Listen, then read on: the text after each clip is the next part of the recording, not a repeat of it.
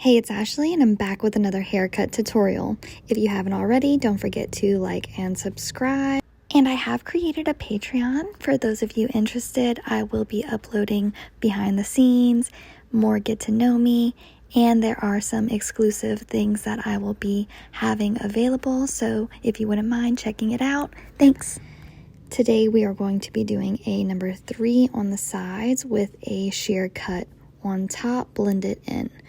So to begin, I brushed out my client's hair and I'm going in with my number 3 using my comb and meeting my clippers to my parietal ridge to take out my weight line.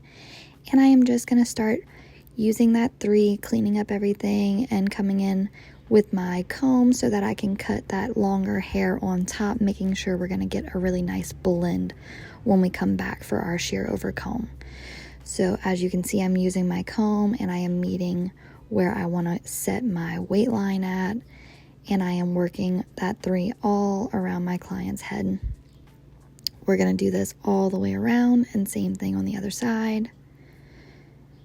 So I'm just making sure I get that number 3 even all around. I definitely want to make sure that my clippers are all the way on my client's head, and I am only scooping out whenever I'm getting to that parietal ridge. After I use my comb to go in and create that weight line, I can go back and start kind of swooping out at that parietal ridge and occipital bone and making sure that I am leveraging my clippers on those areas of the head so that we can have a nice seamless blend. And I'm going to do the same thing to the other side and then open up my clippers and work myself back around. So once I've established my parietal ridge line, I can go ahead and clean off my client. I am going to then go in and make sure that I am using my trimmers to clean up his lines, which is just around his face. I am not really cutting into my client's hairline. I am just cleaning up anything that is kind of hanging out around the hairline. So I'm using that comb to really pull all of that hair nice and straight and make sure I'm getting any stragglers left behind. And then just going around that ear and lining up the back of the neck.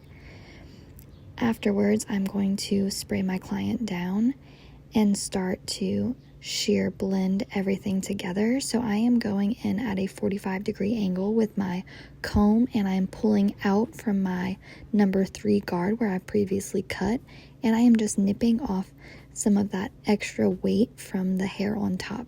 So after I've done that, I'm going to go in and pull up every section and cut that corner off, making sure that my hands are staying very squared on the head. Now this is a great technique for when you're trying to have that longer look on the top. Keeping it squared up is making sure that I'm not cutting into any of the length on his main area at the crown of the head. And it's just going to make sure that everything is blending towards the front as well. So I am pulling all of the hair towards his bangs, and then when I get there, I'm kind of letting it go because I haven't cut the length of the bangs just yet. So going back, I'm going to cross-check that section by going parallel with my comb over shear and just making sure that it's all even before going to the back of the head. So I'm going to connect from where I just scissor cut to the back of the head, and we're going to follow that guide around the head. So this can make sure that I am even on both sides when I blend in my other side to come back around to the back of the crown. It's going to make sure it's all blended together. So I want you to see how I'm going to blend this cowlick in really well right here. I'm going to turn my client for you. And I am grabbing this section 45-degree angle, and you can see that corner just hanging out. So I am keeping the hair squared to the head and just pulling out section by section these little corners and connecting it from that clipper cut that I've already done with my number 3 guard. And I'm just pulling it out and cutting. And as you can see, I did taper my client's neck in the back. You can check out some of my other videos. Please don't forget to like and subscribe, and it will show you more detailed tapering.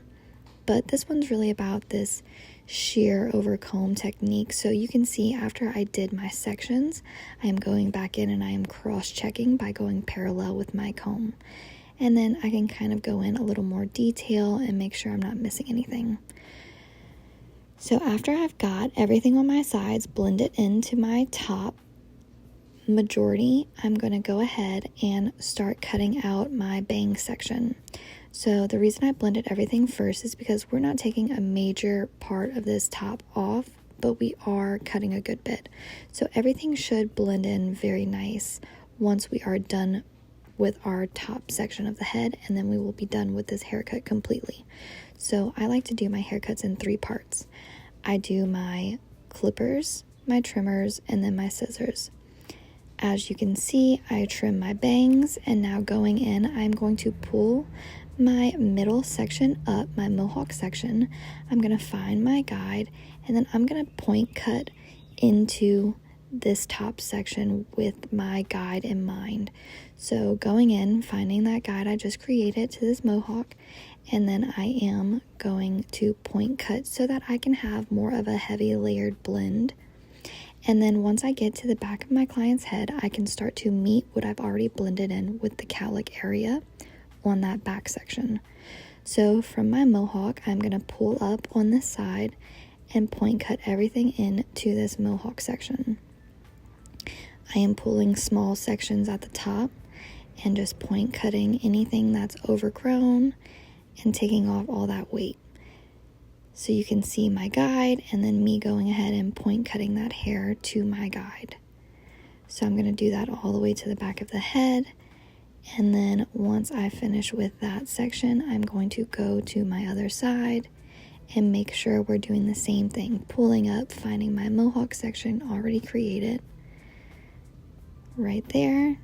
And then I'm going to point cut everything else to that length.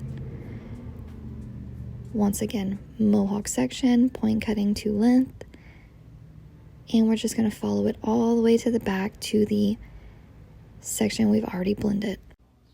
Once I am finished cutting out my top section, making sure that everything is even to my mohawk section, I am not finished with this haircut just yet.